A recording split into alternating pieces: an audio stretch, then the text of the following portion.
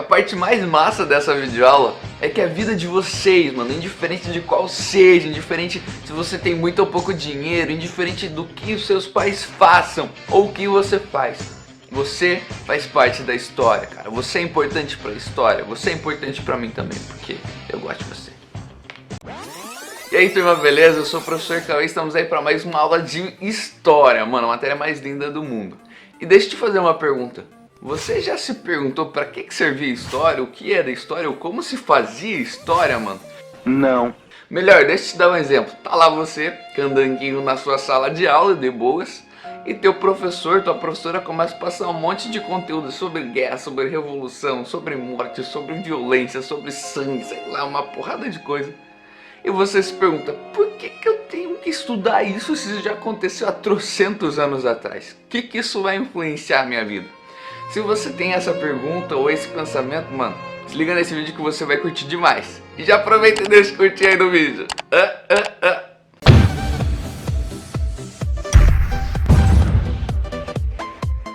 E por que isso acontece? Muitas vezes que nós pegamos o nosso livro didático lá, a gente começa a ler sobre governante, sobre coronel, sobre pessoas ricas, sobre governos, sobre reinados, sobre reis. E nós não vimos uma pessoa pobrezinha lá, a gente só vê pessoa rica, ou seja, tá muito distante da nossa realidade. Pelo menos da minha realidade, tá bem longe. É a verdade, não minto. E nós entendemos que aquela história é uma história oficial. É aquela história que você tem que saber para passar em um vestibular, para ir bem na prova do Enem, certo? Mas história é só aquilo que tá no nosso livro didático? Não sei. Não, história não é apenas isso. Por que a minha história e a sua história, nossa vida, não pode ser parte da história? E na realidade ela é. A história do seu pai, da sua mãezinha, do seu tio, daquele maluco que escreve música, daquela outra maluca que faz obra de arte. Todas essas coisas, todas essas pessoas fazem parte de uma história. Aquela receita que está na tua família há décadas, que somente a sua família sabe, que é passada de geração para geração. Isso faz parte da história, mas infelizmente essas coisas, mais o nosso dia a dia, muitas vezes não aparecem na história, ali no nosso livro didático. Que viagem é essa, velho? Mas já há muitos estudos que estão indo para esse caminho. E eu acredito que em um período breve, essa história já esteja no nosso livro didático, já esteja difundida aí nas escolas, para que a gente possa ver a história com outros olhos. É mentira! A gente tem que estudar, lógico, aqueles fatos oficiais que foram importantes, mas a gente também pode relacionar isso com a nossa vida. Por exemplo, vamos falar sobre a abolição da escravidão. Muitas vezes a gente pensa em Princesa Isabel, mas e nos escravos que foram libertos? O que aconteceu com eles? O que eles tiveram que fazer? Eles tiveram emprego? A vida deles foi mais fácil? Foi mais difícil? De fato, a escravidão libertou o escravo ou o escravo continuou preso a um sistema político? A um sistema pós-escravocrata sem direito algum? Não sei. O que foi que aconteceu? Não sei. São coisas nesse sentido que é interessante da gente pensar. Não. São essas coisas que a história busca resolver. O que é história, afinal? Na realidade, a história é o estudo do passado do homem para que nós possamos compreender o nosso presente, a nossa sociedade, os nossos costumes, a nossa cultura. É isso que a história faz, ela estuda o passado do homem, não é de outra coisa, não é do bicho, do outro bicho, é do homem, para que nós possamos entender o nosso presente, cara.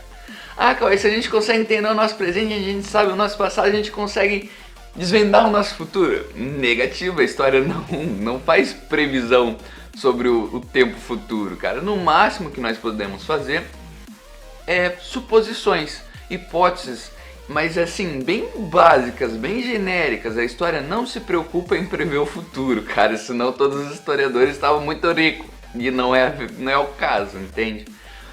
Compreendeu o que é história? E para que serve? Para que serve nós já começamos a responder, certo? Para que nós possamos entender o nosso presente, para que nós saibamos do passado, para que nós possamos entender como as coisas chegaram aqui no presente, certo? De boas? Tranquilão, né? Mas, por exemplo, vamos falar de coisas atuais que hoje está em discussão. Por exemplo, o machismo, cara. O machismo, vocês acham que ele foi formado faz muito tempo ou faz pouco tempo? Respondem aí nos comentários. Vou dar um tempinho pra vocês. Ó, tá passando tempo. Comentou já? Vou responder, hein? Cara, se você não assistiu o vídeo sobre pré-história, você tem que assistir. Eu vou deixar no card aqui. Mas o machismo, ele teve início na pré-história, no período neolítico, cara. Isso faz mais de 10 mil anos atrás. Então o machismo, a base dele foi tida lá na pré-história. E ele continua até hoje. O outro papel da história é justamente desconstruir coisas que foram construídas ao longo de muitos anos, que prejudicam as pessoas, como o próprio machismo que eu falei pra vocês, como o preconceito, que ainda é muito presente, contra o racismo, contra a xenofobia, sobre a desigualdade. Todas essas coisas foram construções históricas em um período de tempo muito amplo, cara. Mas muitas vezes a gente não entende. Por isso que a história é importante, para que a gente possa compreender todas essas coisas, para que nós tenhamos um novo olhar para o futuro, para que a gente direcione nossas atitudes para o futuro. Isso não é prever o futuro, isso é direcionar as coisas, entende? Então, a história é muito importante para que nós tenhamos uma sociedade mais justa, mais igualitária, com mais direitos, com mais respeito, certo? Com mais empatia, cara, de você se colocar no lugar do outro, entende? De você respeitar o outro e o outro te respeitar indiferente da sua forma de pensar, certo? Que as pessoas possam conversar. Isso é um outro papel fundamental que eu vejo na história. É mesmo, é? Agora o último ponto, cara. Como se faz história? Será que um cara tem uma ideia maluca e ele vai...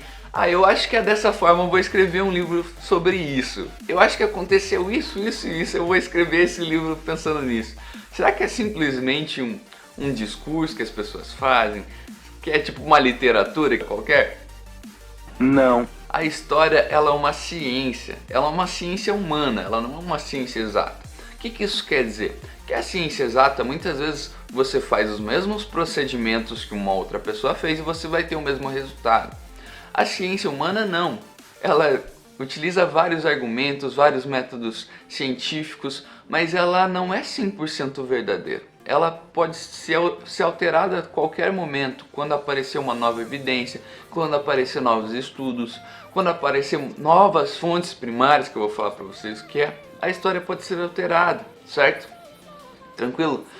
E o que você disse aí por último, fonte primária, o que é isso? Para quando nós fazemos história, nós temos que pautar os nossos estudos em fontes. Essas fontes, elas são vestígios históricos, ou seja, por exemplo, teve um hospital que foi criado em um lugar tal. Eu tenho que pegar os documentos da criação desse local, as reportagens que foram feitas sobre esse hospital. Tudo isso vai ser uma fonte primária, vai ser através disso que eu vou dar direcionamento para a pesquisa. Aí existem as fontes secundárias.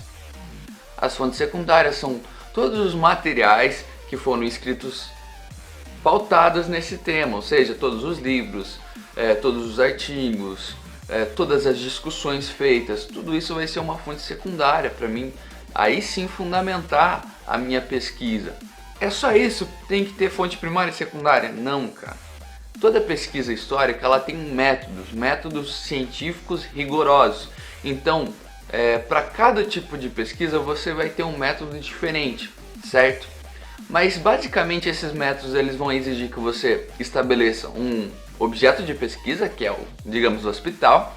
Aí um tempo, eu quero estudar o hospital entre o ano 2000 e o ano 2010.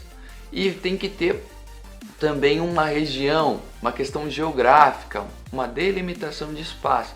Aí eu vou estudar o hospital tal entre 2000 e 2010 no bairro do Atuba, digamos assim, ou na cidade de Curitiba. Então você delimitou tema, tempo e espaço. E isso já faz parte de um recorte histórico, isso já faz parte de um método de análise.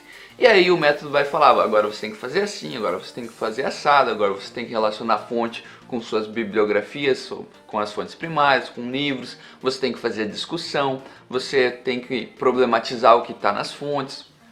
Tudo isso faz parte de um método, só que isso fica para um outro dia. O que é importante de entender hoje é que a história é uma ciência humana e essa ciência ela tem métodos rigorosos para que seja feita, para que o conhecimento no final dessa pesquisa seja validado. Empolgante. E além disso, a história faz uso de outras disciplinas, cara, de métodos de outras disciplinas. Por exemplo, da geografia para delimitar o espaço, da antropologia para que você entenda a questão cultural de um determinado povo, da filosofia e da sociologia para entender a realidade e utilizar métodos de análise daquela realidade, certo? Da arqueologia para que você tenha um respaldo científico dos objetos que foram encontrados. Então a história ela não é uma ciência única, que ela depende exclusivamente dela. Ela na realidade faz diversos empréstimos de outras matérias, de outras disciplinas, de outras áreas do conhecimento para respaldar o seu método científico, para construir uma pesquisa verdadeira, para construir um conhecimento validado, certo? Então é assim que se constrói a história. Então nesse vídeo a gente entendeu para que serve, o que é história e como se faz história. A parte mais massa dessa videoaula é que a vida de vocês, mano, indiferente de qual seja, indiferente se você tem muito ou pouco dinheiro, indiferente do que os seus pais façam ou o que você faz, você faz parte da história, cara. Você é importante pra história, você é importante pra mim também, porque eu gosto de você. Então é isso, galera. Tchau, beijo no coração, espero que tenham gostado da aula. Não se esqueçam de se inscrever no canal, de compartilhar esse vídeo para que você fale para mais pessoas o quão incrível a história é. Beijo.